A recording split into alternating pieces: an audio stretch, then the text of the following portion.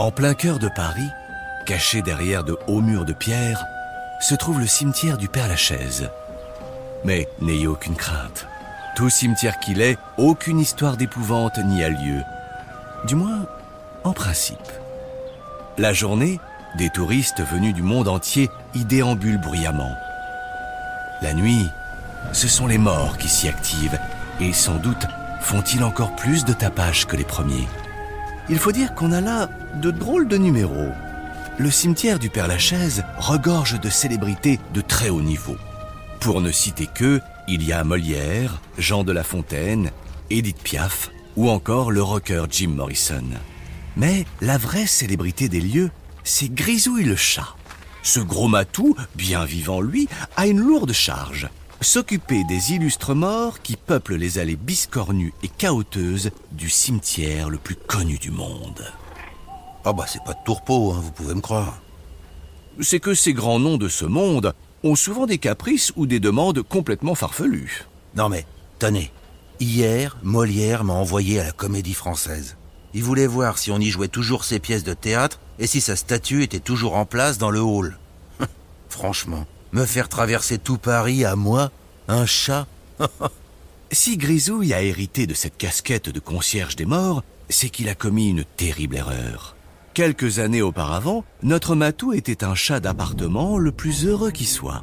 Sa vie se résumait à son bol de pâté, son coussin sous le radiateur et les caresses de son vieux maître. Mais un jour, pris de folie de liberté, Grisouille s'est sauvé. Après plusieurs heures de marche, de vagabondage et de errance, il a fini par se retrouver au cimetière du Père-Lachaise.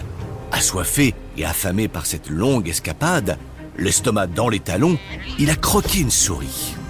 Mauvaise pioche. Cette souris était sa prédécesseuse. Elle était concierge des morts.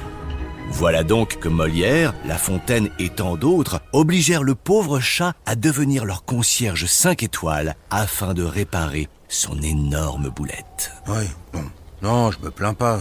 Il y a de l'action. Mais quand même, parfois, je regrette mon coussin et surtout ma gamelle. Chaque soir, quand la nuit vient, Grisouille s'installe dans un caveau abandonné qui lui fait office de guérite. C'est ici que les morts le trouvent. Ils viennent que pour critiquer un tel ou un autre. Parfois, il y en a même qui hurlent, comme Molière. Ah, lui, toujours dans mes pattes.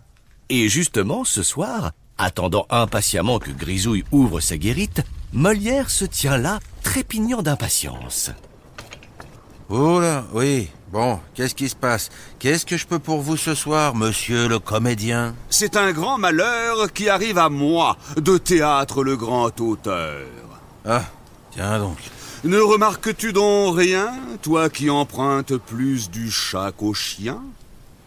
Et Grisouille, qui ne comprend jamais ce que Molière lui raconte, à n'user que de phrases en rime et alexandrin, se rend soudain compte qu'il lui manque ses cheveux. Y es-tu, gros matou dodu?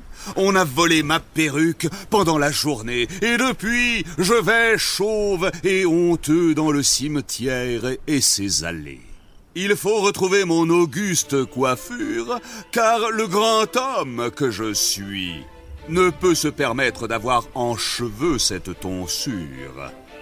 Voilà donc une nouvelle mission pour Grisouille.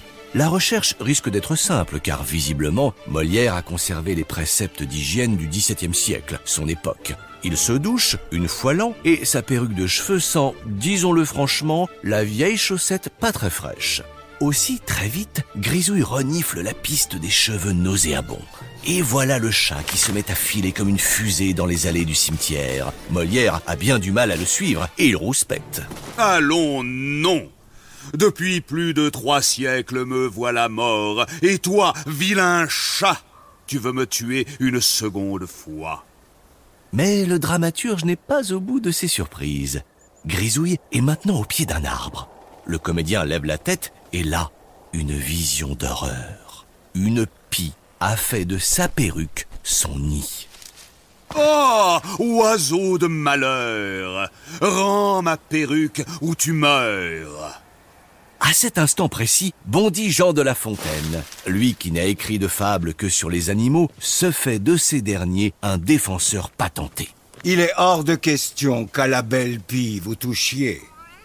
Aïe, aïe, aïe, Grisouille craignait que cela n'arrive. Molière et Jean de La Fontaine, colocataires de Tombe, sont bons amis et trop souvent meilleurs ennemis. S'ensuit une dispute terrible et des noms d'oiseaux volent. Marot, retournez à vos fablettes sur vos insectes. Vil comédien dépravé, tête de bœuf. Lime sourde, cervelas de carême. D'autres morts s'approchent amusés, bien que, comme Grisouille, peu d'entre eux ne comprennent grand-chose à ces insultes d'un autre temps. Et la pie, contemplant ce triste spectacle, se met à caqueter. Ah, décidément, dans cette ville, on n'est jamais tranquille. Allez hop, je reprends mes œufs et je file à la campagne. Adieu! Ainsi donc, la perruque ne sert plus de nid et Molière peut enfin la récupérer et l'enfiler aussitôt. Mais c'était oublié qu'elle avait servi de nid à un oiseau. Tout le monde se met à rire. Des fientes coulent de partout sur l'illustre comédien. Aussi, le chat qui retourne déjà à sa guérite s'amuse.